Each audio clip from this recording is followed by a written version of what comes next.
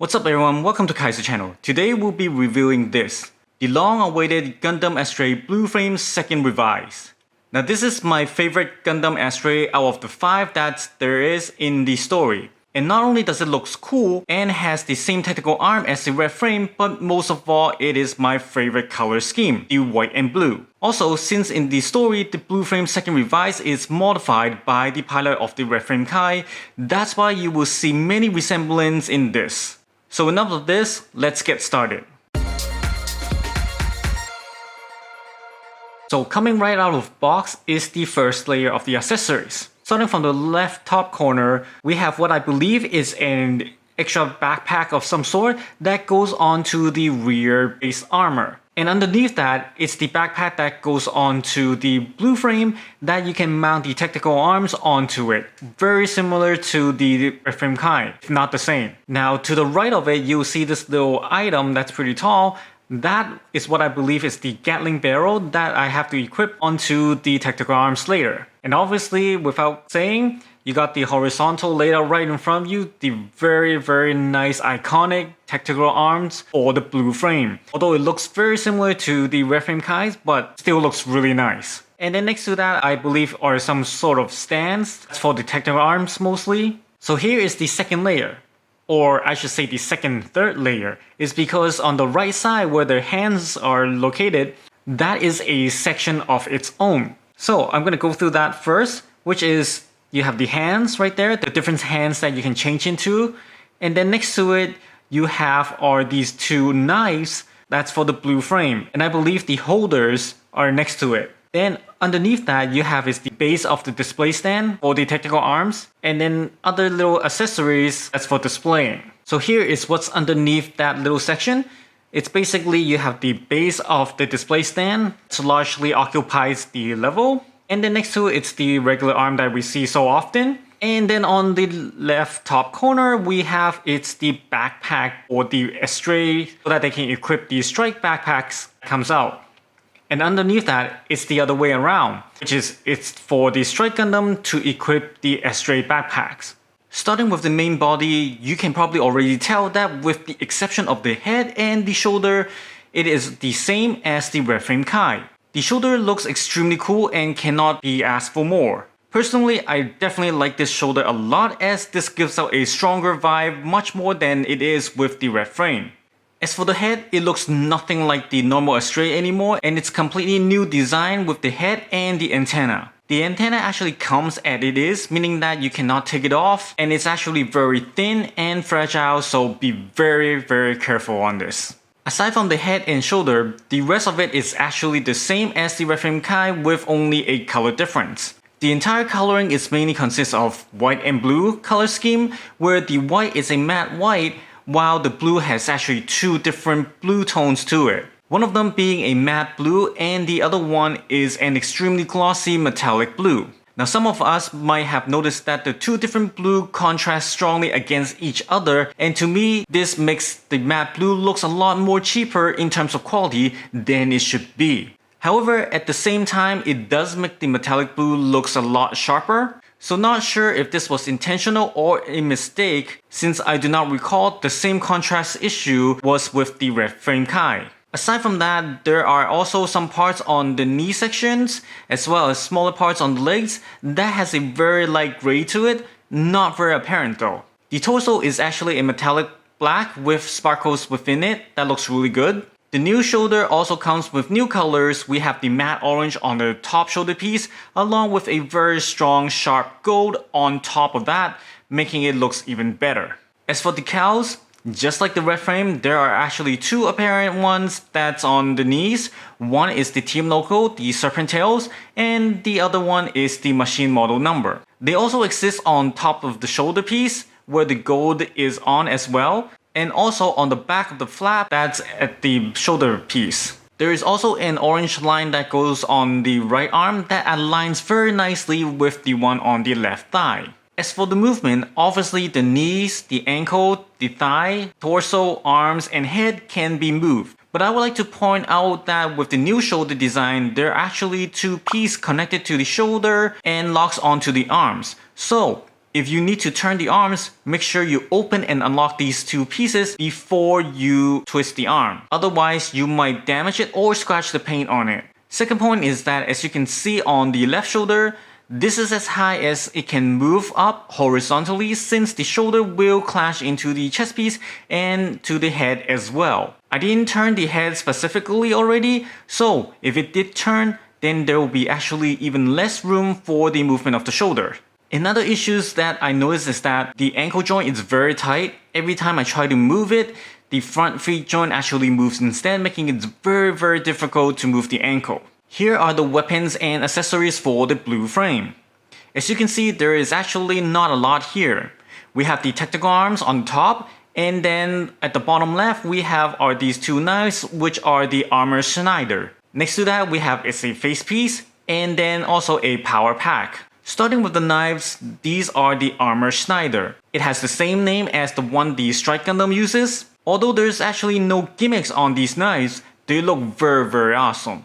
It is actually mostly in matte black with the blades color in silver. And I must say that I love these design on the knives a lot. They look very sick. These knives also comes with a holder for each of them that you can be mounted onto the blue frame. Moving along, we have is the mouthpiece, which you can replace the one on the head and making it only revealing the eyes only.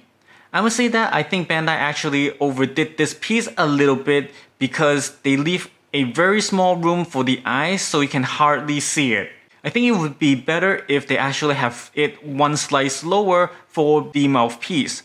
Although I totally understand what they're trying to achieve, which is by giving it the hidden assassin look to it. However, I still think they actually overdid it a bit. Next we have is the power pack, which mounts to the rear waist armor. And there's actually a little gimmicks to this one, but I'll get to it when I go through the tactical arms. Before we go through the tactical arms, we'll put all these onto the blue frame and go through the gimmicks on the body first, so just wait for it. So here it is, the blue frame with the weapon and accessories added to it. And boy does it look great. The head we have gone through already, which the mouthpiece can be replaced for an assassin look. For the shoulder, the two flaps near the arms can be opened, but the orange top piece can actually be opened as well. Not to mention the little orange section in the front can also pop out a little. Not only that, but at the back, the white flap can be moved within a 90 degrees radius. But there's actually a little flap within it that can be separated as well, and it moves on its own. But it's very hard to open as well, even if they have an opening for us to open it.